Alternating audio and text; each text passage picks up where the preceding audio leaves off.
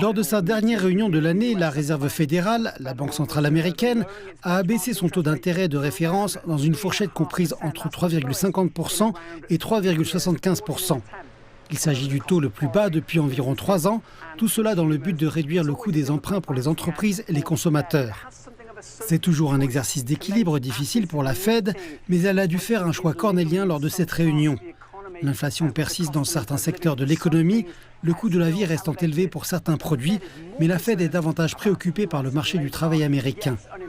Certes, le chômage reste à un niveau historiquement bas, mais on redoute que les employeurs ne créent pas suffisamment d'emplois. La baisse du taux directeur devrait inciter les employeurs à embaucher. Écoutons le président de la Réserve fédérale, Jerome Powell. La paralysie temporaire du gouvernement fédéral a probablement pesé sur l'activité économique au cours du trimestre actuel. Mais ces effets devraient être largement compensés par une croissance plus forte au trimestre prochain, reflétant la réouverture. Un scénario de base raisonnable est que les effets des droits de douane sur l'inflation seront relativement courts, se traduisant en fait par une variation ponctuelle du niveau des prix. Notre obligation est de veiller à ce que cette hausse ponctuelle du niveau des prix ne se transforme pas en un problème d'inflation persistant.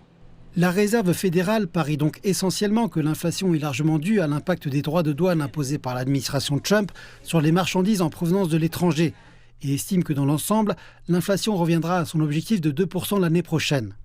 Ce taux est considéré comme idéal pour cette banque centrale. Mais il est significatif que 3 membres du Conseil des gouverneurs de la Fed ont exprimé leur désaccord, 2 d'entre eux s'opposant essentiellement à la baisse de ce taux. Ils craignent que cette baisse ne fasse remonter l'inflation, alors que le souvenir de la pire crise inflationniste depuis des décennies, largement due à la réduction des coûts d'emprunt pour sauver l'économie américaine de la pandémie de Covid-19, est encore frais dans les mémoires. Si la situation économique semble compliquée, considérez à présent la situation politique. Jerome Powell a essuyé des attaques constantes au cours de l'année écoulée, depuis que Donald Trump a entamé son 2e mandat, pour ne pas avoir baissé ce taux assez rapidement ou assez fortement.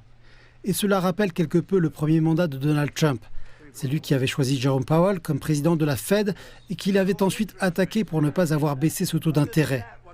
Le mandat de Jerome Powell prend fin en mai prochain et son successeur devrait être nommé dans les prochaines semaines.